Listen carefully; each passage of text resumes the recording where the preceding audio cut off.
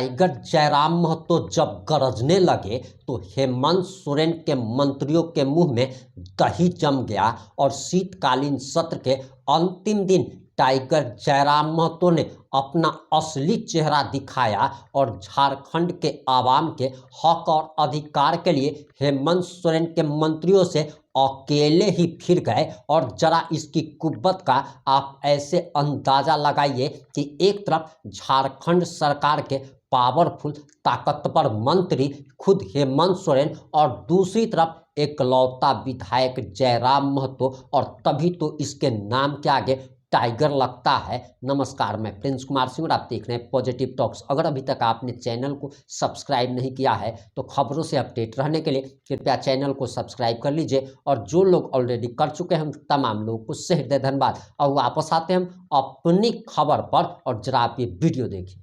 अध्यक्ष महोदय, मैं मानता हूं कि कोर्ट में न्यायालय में विधायिका का हस्तक्षेप नहीं होता है, लेकिन वो एक्टिव रहती है, एक्टिव मोड में काम करती है। अगर हम लोग केवल यही बहाना करें कि न्यायालय में विधायिका का हस्तक्षेप नहीं होता है तो 25 साल बीत चुके हैं, हमारे पास स्थानीय नीति नहीं है, हमारे पास ढंग की नियोजन नीति नहीं है, और 25 साल बीत जाएंगे। तो इस राज्य को बनाने का मकसद, आज हम लोग वीर शिबू सोरेन आज हमारे बीच नहीं रहे, उनको हम लोग दिल से श्रद्धांजलि दिए, लेकिन केवल श्रद्धांजलि देने से नहीं होगा, उनका सपना क्या था, उनका विचार क्या था, वो तभी साकार हो जाएगा, इस राज्य के लिए नीति बनेगी।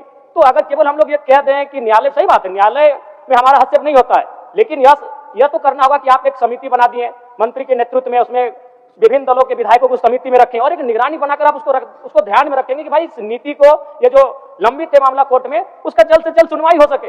महोदय डेटा निकाले अध्यक्ष महोदय, 70-74 नौजवानों का डेथ विदेशों में और अन्य राज्यों में क्यों हुआ? वो रोजगार की तलाश में गए थे, वो अधिकारी बनने नहीं गए थे, वो इंजीनियर, डॉक्टर, वकील बनने नहीं गए थे, वो मजदूर बनने गए थे, और मजदूर बनने के क्रम में वो मर जाते हैं। ये हमारे राज्य का दुर्भाग्य है। इसीलिए मैं चाहता हूं कि इन मुद्दों पर राज्य सरकार गंभीर रहे, इसीलिए मैं चाहता हूं कि इन मुद्दों पर माननीय मंत्री गंभीर रहे और एक समिति का निर्माण करे और बिल्कुल वो निगरानी में रखे। न्यायपालिका अलग होती है, विधायिका अलग होती है, लेकिन वो निगरानी रख सकते हैं। इसलिए मैं आग्रह करता हूं कि वो आश्वस्त करे कि ये जो मामला कोर्ट में लंबित है उसमें राज्य सरकार गंभीर होकर उसको निगरानी में रखेगी। एक छात्र ने यहां तक कहा था, इन व्यवस्थाओं से दुखी होकर क्यों ना मैं नक्सली बन जाऊं। इसलिए आज महोदय आप भी जानते हैं कि इस राज्य की परिस्थिति क्या है। 2002 में हमारे साथ क्या हुआ, स्थानीय नीति की बात को लेकर मामला हाईकोर्ट में गया, हमारी राज्य की सरकार, हमारी विधायिका गंभीर नहीं होने के कारण आज उसकी दुर्दशा आज भी राज्य के युवा भुगत रहे हैं, आज भी राज्य के निवासी भुगत रहे हैं। तो हम चाहते हैं कि अधिकारियों के भरोसे मंत्रीगण ना बैठे, अधिकारियों के भरोसे सरकार ना बैठे। रिक्त पद हैं उनकी भरपाई ससमय होगी, जो भी कैलेंडर सरकार के द्वारा निर्धारित किए जाएंगे उनका अनुपालन होगा, जो लोग अगर परीक्षाओं में कदाचार होता है और जो दोषी होते हैं उन पर कार्रवाई होगी, और साथ ही साथ जो 75% निजी कंपनियों में भी आरक्षण का मसला है उस पर सरकार गंभीरता पूर्वक निगरानी करते हुए उसमें हमारी जीत कैसे हो, और 2002 में हमारे साथ जो हुआ है वो घटना, वो पुनरावृत्ति दोबारा दोहराई ना जाए। ये लगभग 3 लाख सरकारी पद रिक्त हैं और विगत 6 वर्षों में 20 से 30 हजार के करीब नियुक्ति हुई है, मतलब 8 से 10%। अगर इस गति से नियुक्ति हुई तो इन पदों को भरने में लगभग 15 से 17 वर्ष लगेंगे। इसलिए सरकार एक विशेष अभियान चलाकर इन पदों की नियुक्ति अविलंब करे। महीना में मेरे विधानसभा से लगभग 15-16 नौजवान विदेशों से, प्रदेशों से डेथ होकर आए हैं, और विजय कुमार उनकी तो डेथ बॉडी आज भी नहीं है, क्योंकि ये विधानसभा का प्रोटोकॉल नहीं है वीडियो ऑडियो को दिखाना। अगर आप सुनेंगे तो आप भी रो देंगे अध्यक्ष महोदय। जब उसको गोली लगी सऊदी अरबिया में, उस व्यक्ति ने मरते मरते अपनी पत्नी को व्हाट्सएप में वॉइस नोट किया कि मैया के मैया हम नाय बचबो, हमरा गोली लग गया, पानियो नहीं मिलल, हम 1 घंटा से यहाँ रोडवा में पड़ लियो, अपन फोटोवा भेज रही खींच के, एटे देख लिया हमारे आखिरी फोटो लगो। ये दुर्दशा है। इसलिए केवल प्रक्रियाधीन है, विचाराधीन है, इस बात को लेकर कौन संतुष्ट होगा अध्यक्ष महोदय? एक नहीं, हमें भी उत्तर आया प्रक्रियाधीन है। तो अध्यक्ष महोदय मैं ये जानना चाहता हूं कि आखिर ये को प्रक्रियाधीन क्या है, ये विचाराधीन क्या है? जब भी कोई गंभीर सवाल हो, जब भी कोई गंभीर सवाल हम लोग लाने का प्रयास करते हैं, विभाग का उत्तर होता है प्रक्रियाधीन है। आज तक अगर झारखंड के इतिहास की बात करें अध्यक्ष महोदय तो एक भी एग्जाम कैलेंडर का अनुपालन नहीं हुआ है। अगर जेपीएससी की बात करें तो हम इन 25 सालों में बड़ी मुश्किल से 12-13 तक आ पाए, और हमारा पड़ोसी राज्य बिहार 25 सालों में 25 बीपीएससी कर चुका है। राज्य की 11 नियुक्तियां सीबीआई जांच चल रही, उसमें भी हमें उत्तर मिला जिसमें इन्होंने 9 लिखा है, जबकि अखबारों की माने तो 11 नियुक्तियां हैं जिनमें सीबीआई की जांच चल रही है। वहां भी जवाब जो आ रहा है अध्यक्ष महोदय वो गोल मटोल आ रहा है जवाब। माननीय सदस्य श्री जयराम कुमार महतो। धन्यवाद माननीय अध्यक्ष महोदय। मेरे आज का गैर सरकारी संकल्प का विषय था जो सरकारी पद रिक्त हैं उनकी भरपाई को लेकर, जो परीक्षाएं आयोजित होती हैं वो कदाचार मुक्त हों, एक निश्चित कैलेंडर के आधार पर परीक्षाएं हों, और साथ ही साथ जो 75% निजी कंपनियों में आरक्षण का प्रावधान है जो लंबित है उस पर विशेष निगरानी समिति गठन करते हुए उसमें हमारी जीत कैसे हो। लेकिन जो उत्तर आया अध्यक्ष महोदय बिल्कुल गोल गोल घुमा हुआ उत्तर है, शायद अगर आप भी पढ़ेंगे तो इस उत्तर को समझ नहीं पाएंगे। महोदय लगभग 3 लाख सरकारी पद रिक्त हैं और विगत 6 वर्षों में 20 से 30 हजार के करीब नियुक्ति हुई है, मतलब 8 से 10%। अगर इस गति से नियुक्ति हुई तो इन पदों को भरने में लगभग 15 से 17 वर्ष लगेंगे। इसलिए सरकार एक विशेष अभियान चलाकर इन पदों की नियुक्ति अविलंब करे। मैंने अपने पहले बजट सत्र में 10 तारीख तीसरा महीना 2025 को एक प्रश्न किया था, जिसमें मुझे जवाब मिला था कि पुलिस कर्मी के 23,645 पद रिक्त हैं। अध्यक्ष महोदय, आज भी वह मामला प्रक्रियाधीन है। मैंने वह सवाल पुनः मानसून सत्र में भी पूछा 4 तारीख 8वां महीना 2025 को, उस समय भी उत्तर आया प्रक्रियाधीन है। तो अध्यक्ष महोदय, मैं ये जानना चाहता हूं कि आखिर ये प्रक्रियाधीन क्या है, ये विचाराधीन क्या है। जब भी कोई गंभीर सवाल हो, जब भी कोई गंभीर सवाल हम लोग लाने का प्रयास करते हैं, विभाग का उत्तर होता है प्रक्रियाधीन है। आज तक अगर झारखंड के इतिहास की बात करें अध्यक्ष महोदय, तो एक भी एग्जाम कैलेंडर का अनुपालन नहीं हुआ है। अगर जेपीएससी की बात करें तो हम इन 25 साल में बड़ी मुश्किल से 12-13 तक आ पाए, और हमारा पड़ोसी राज्य बिहार 25 सालों में 25 बीपीएससी कर चुका है। राज्य की 11 नियुक्तियां सीबीआई जांच चल रही, उसमें भी हमें उत्तर मिला जिसमें इन्होंने 9 लिखा है, जबकि अखबारों की माने तो 11 नियुक्तियां हैं जिनमें सीबीआई की जांच चल रही है। वहां भी जवाब जो आ रहा है अध्यक्ष महोदय वो गोल मटोल आ रहा है, जवाब कुछ और है और अखबारों के माध्यम से या फिर जानकारी जो आती है उसके माध्यम से कुछ और है। अध्यक्ष महोदय, यहां तक कि अध्यक्ष महोदय वर्ष 2006 में अखबार की सुर्खियों में एक टैगलाइन था, एक शीर्षक था कि जेपीएससी घोटाले के अभियुक्त आज कोर्ट में होंगे उपस्थित। इनमें जो नाम थे वो एसपी, डीएसपी, एडीएम और डीओ जैसे अधिकारी थे। यहीं तक एक छात्र ने यहां तक कहा था, इन व्यवस्थाओं से दुखी होकर क्यों ना मैं नक्सली बन जाऊं। इसलिए आज मैं स्पष्ट उत्तर चाहता हूं, और चूंकि माननीय वित्त मंत्री, उनका एक बयान भी था कि हम लोग 4 वर्षों में जो भी लंबित हैं, जो भी पद रिक्त हैं, उनकी भरपाई कर लेंगे, और बिल्कुल मैं उनका उस आश्वासन का भी आदर करता हूं। लेकिन आज मैं आज स्पष्ट उत्तर चाहता हूं मंत्री महोदय, जो भी मेरा उत्तर देंगे कि जो पद रिक्त है लगभग 2,87,000 हैं, उनकी भरपाई कब तक हो जाएगी। माननीय मंत्री जी। अध्यक्ष महोदय, हम लोग ने बड़ी स्पष्ट जवाब दिया है माननीय सदस्य का विस्तार के संदर्भ। 24/12/2021 को झारखंड के निजी क्षेत्र में स्थानीय उम्मीदवारों को नियोजन अधिनियम 2021 प्रचारित किया गया है, जिसके माध्यम से झारखंड राज्य में नियोक्ता द्वारा निजी क्षेत्र में स्थानीय उम्मीदवारों को 50% आरक्षण देने का मामला। लेकिन WP 5688/2024 के मामले में माननीय उच्च न्यायालय रांची द्वारा दिनांक 11/12/24 को पारित न्यायाधीश की खंडिका 6 द्वारा तत्काल रोक लगा दिया गया, जो अभिभावक के माध्यम से उन्होंने पूछा है सरकार में। और वित्त विभाग के पत्रांक के द्वारा 4/12/25 द्वारा वित्त विभाग के COBT पोर्टल के उपलब्ध ये फाइनेंशियल 25-26 के अनुसार वर्तमान राज्य में अधिकारी कर्मचारियों का नामांकित कुल संख्या 3,49,406 तथा उसके विरुद्ध कार्यरत बल कुल 188,520 संसूचित है। जितना वो आंकड़ा बता रहे हैं माननीय अध्यक्ष महोदय, उससे कम है। हाँ, रिक्तियां हैं, इस बात को हम लोग स्वीकार करते हैं। राज्य में सरकारी नियुक्तियों के विरुद्ध 9 नियुक्तियों में सीबीआई जांच चल रही है, जैसे इन्होंने लगाया कि 11 नियुक्तियों में। तो इस तरीके से राज्य सरकार, और एक मामला इन्होंने उठाया कि विधायकों की समिति बने, उसके कम से कम 5 विधायकों की समिति बनाई जाए जो इन गंभीर विषयों पर निगरानी रखे, इनका मामला था। लेकिन राज्य सरकार के पास में सरकारी रिक्त पदों को लेकर के इस तरह का कोई मसला अभी लंबित नहीं है, ये बात को भी हम लोगों ने आश्वस्त कर दिया। और सरकार पारदर्शिता से सभी रिक्तियों पर नियुक्तियां करा रही है और नियुक्तियां बांट भी रही है। अभी हाल के दिनों में भी 10,000 के लगभग नियुक्तियों के लिए बांटा गया, और भी प्रक्रियाधीन अभी CGL वाला भी परीक्षा प्रकाशित करने का कोर्ट ने निर्देशित किया, उसमें भी बहुत लोगों को होगा।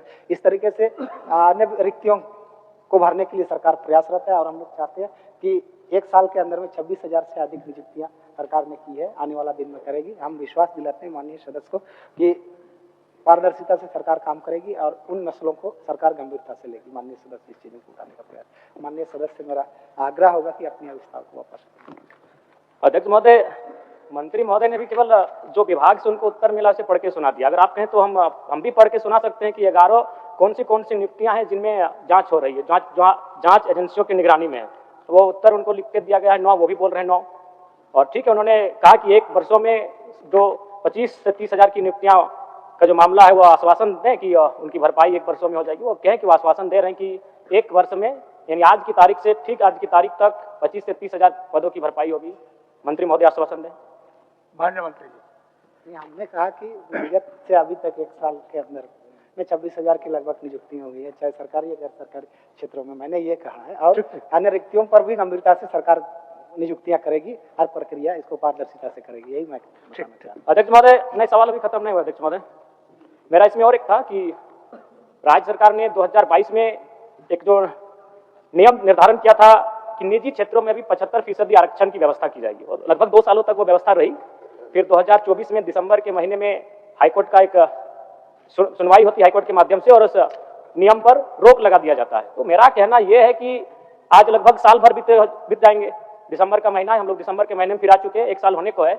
तो सरकार कितनी गंभीर है? बार बार तो कह रहे हैं मंत्री महोदय की सरकार गंभीर है, सरकार गंभीर है। तो सरकार कितनी गंभीर है कि 1 वर्ष होने के बाद भी उस पर हमारी कोई पहल नहीं? अध्यक्ष महोदय, आप भी जानते हैं कि इस राज्य की परिस्थिति क्या है। 2002 में हमारे साथ क्या हुआ, स्थानीय नीति की बात को लेकर मामला हाईकोर्ट में गया, हमारी राज्य की सरकार, हमारी विधायिका गंभीर नहीं होने के कारण आज उसकी दुर्दशा आज भी राज्य के युवा भुगत रहे हैं, आज भी राज्य के निवासी भुगत रहे हैं। तो हम चाहते हैं कि अधिकारियों के भरोसे मंत्रीगण ना बैठे, अधिकारियों के भरोसे सरकार ना बैठे, विधायिका की जवाबदेही हो, विधायिका की जिम्मेवारी हो। और ये चूंकि 1 वर्ष बीत चुका है कि भाई मामला कोर्ट में लंबित है, तो उसके लिए सरकार क्या कर रही है, मैं माननीय मंत्री महोदय से जानना चाहता हूं। माननीय मंत्री जी। यहाँ तक कोर्ट का मामला है माननीय अध्यक्ष महोदय, हम लोग जानते हैं कि उसमें सुनवाई होती है तो साक्ष्य के आधार पर कोई चीजों पर वो निर्णय करती है। कोर्ट में तो हम लोग का हस्तक्षेप नहीं है। मान लिया कोई चीजें गलतियां होती है विधायिका से या किसी भी माध्यम से, तो उसको कोर्ट में अपील के माध्यम से लोग उस पर हर पहलुओं को देखते हैं, उसके बाद इस पर होगा। कोर्ट के मामले में तो हम लोग कोई टिप्पणी नहीं कर सकते हैं, लेकिन माननीय सदस्य को मैं आश्वस्त करता हूँ कि जो भी रिक्तियां है इस राज्य के अंतर्गत विभिन्न विभागों से, उस पर नियुक्ति की प्रक्रिया सरकार तत्परता से करेगी, मैं आश्वस्त करता हूँ। माननीय सदस्य अविस्तार को। अध्यक्ष महोदय, मैं मानता हूं कि कोर्ट में, न्यायालय में विधायिका का हस्तक्षेप नहीं होता है, लेकिन वो एक्टिव रहती है, एक्टिव मोड में काम करती है। अगर हम लोग केवल यही बहाना करें कि न्यायालय में विधायिका का हस्तक्षेप नहीं होता है, तो 25 साल बीत चुके हैं, हमारे पास स्थानीय नीति नहीं है, हमारे पास ढंग की नियोजन नीति नहीं है, और 25 साल बीत जाएंगे। तो इस राज्य को बनाने का मकसद, आज हम लोग वीर शिबू सोरेन आज हमारे बीच नहीं रहे, उनको हम लोग दिल से श्रद्धांजलि दिए, लेकिन केवल श्रद्धांजलि देने से नहीं होगा, उनका सपना क्या था, उनका विचार क्या था, वो तभी साकार हो जाएगा, इस राज्य के लिए नीति बनेगी। तो अगर केवल हम लोग ये कह दें कि न्यायालय, सही बात है, न्यायालय में हमारा हस्तक्षेप नहीं होता है, लेकिन यह तो करना होगा कि आप एक समिति बना दिए मंत्री के नेतृत्व में, उसमें विभिन्न दलों के विधायकों को समिति में रखें और एक निगरानी बनाकर आप उसको ध्यान में रखेंगे कि भाई इस नीति को, ये जो लंबित है मामला कोर्ट में, उसका जल्द से जल्द सुनवाई हो सके। महोदय, इस पर मैं इसलिए गंभीर हूं, और मैं व्यक्तिगत रूप से इसलिए गंभीर हूं क्योंकि मैं जिस विधानसभा से आता हूं, मैंने आपको उस दिन भी कहा था अध्यक्ष महोदय कि विगत 1 महीना 1.5 महीना में मेरे विधानसभा से लगभग 15-16 नौजवान विदेशों से, प्रदेशों से डेथ होकर आए हैं, और विजय कुमार उनकी तो डेथ बॉडी आज भी नहीं है, क्योंकि ये विधानसभा का प्रोटोकॉल नहीं है वीडियो ऑडियो को दिखाना। अगर आप सुनेंगे तो आप भी रो देंगे अध्यक्ष महोदय। जब उसको गोली लगी सऊदी अरबिया में, उस व्यक्ति ने मरते मरते अपनी पत्नी को व्हाट्सएप में वॉइस नोट किया कि मैया के मैया हम नाय बचबो, हमरा गोली लाग गया, पानियो नहीं मिलल, हम 1 घंटा से यहाँ रोडवा में पड़ लियो, अपन फोटोवा भेज रही खींच के, एटे देख लिया हमारे आखिरी फोटो लगो। ये दुर्दशा है। इसलिए केवल प्रक्रियाधीन है, विचाराधीन है, इस बात को लेकर कौन संतुष्ट होगा अध्यक्ष महोदय? एक नहीं। और अगर मैं भगोदर को जोड़ लूं, बिशुनगढ़ को जोड़ लूं, बरकट्टा को जोड़ लूं, पीरटाड़ को जोड़ लूं, टुंडी तोपचाची को जोड़ लूं, अगर गोमिया को जोड़ लूं, तो लगभग मैंने डेटा निकाला अध्यक्ष महोदय, 70-74 नौजवानों का डेथ विदेशों में और अन्य राज्यों में। क्यों हुआ? वो रोजगार की तलाश में गए थे, वो अधिकारी बनने नहीं गए थे, वो इंजीनियर, डॉक्टर, वकील बनने नहीं गए थे, वो मजदूर बनने गए थे, और मजदूर बनने के क्रम में वो मर जाते हैं। ये हमारे राज्य का दुर्भाग्य है। इसीलिए मैं चाहता हूं कि इन मुद्दों पर राज्य सरकार गंभीर रहे, इसीलिए मैं चाहता हूं कि इन मुद्दों पर माननीय मंत्री गंभीर रहे और एक समिति का निर्माण करे और बिल्कुल वो निगरानी में रखे। न्यायपालिका अलग होती है, विधायिका अलग होती है, लेकिन वो निगरानी रख सकती है। इसलिए मैं आग्रह करता हूं कि वो आश्वस्त करे कि ये जो मामला कोर्ट में लंबित है, उसमें राज्य सरकार गंभीर होकर उसको निगरानी में रखेगी। जयराम जी, इसी सुझाव के साथ अपना अभिस्ताव वापस लिए। तो आप जो सुझाव दिए माननीय मंत्री जी को, वो तो ग्रहण किए। इसी के साथ माननीय मंत्री जी कह दे अपने मुझको एक बार आश्वासन। अच्छा, एक बार बोल दीजिए माननीय मंत्री जी। अध्यक्ष महोदय, एक बार बोल दीजिए। माननीय सदस्य ने जिन सूचनाओं को सदन के सामने अविस्तार के माध्यम से रखा है,